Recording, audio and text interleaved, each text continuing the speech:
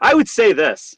I think maybe the alt-right writ large has been maybe focusing. I'm taking Jim's critiques to heart here.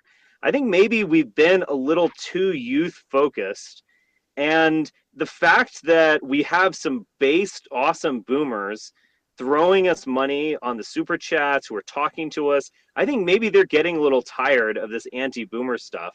We need to get over it, and we need to get these guys activated because, from a purely mercenary perspective, the boomers have a little bit more coin than the Gen Z needs. Let's just put it that way. And they've seen it, and they know what they're fighting for, and they're in a way like that. They've lived through an America that was quite different, and they can in their own personal experience remember something different. So, well, most of the people on my show, 14 years, we're wrapping up our 14th year right now.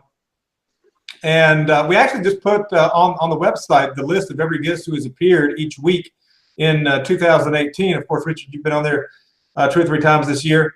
But yeah, people like Kevin McDonald and David Duke. I mean, age is just a number, as they say. And so there are good people. In fact, both of my co-hosts, I'm 38. Both of my co-hosts are in their 70s, and they're as base as anybody you can find.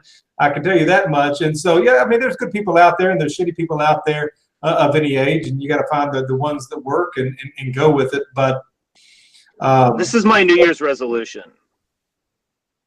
We focus too much on these young kids. We need to activate the old guys. Well, here's the thing about young people too. I mean, of course they don't have the resources yet because they haven't had the time to accumulate them. But they're also a lot more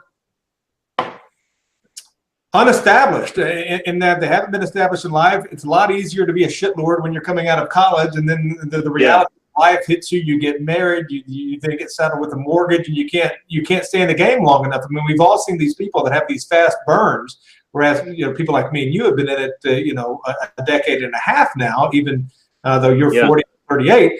But these older guys, some of these guys have been in it twice as long, 3 times as long as we have, and so there's something for continuity and there's something for being established. A lot of people come in and they fizzle out just as quickly, and that's something you have to safeguard against because you don't want to hit your cart to a horse that's going to tire out.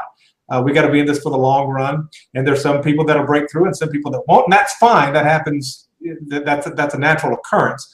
But the older guard isn't all that bad. Like I said, I gravitate to them instinctively more than people younger than me, to be sure. Yeah, hail boomers.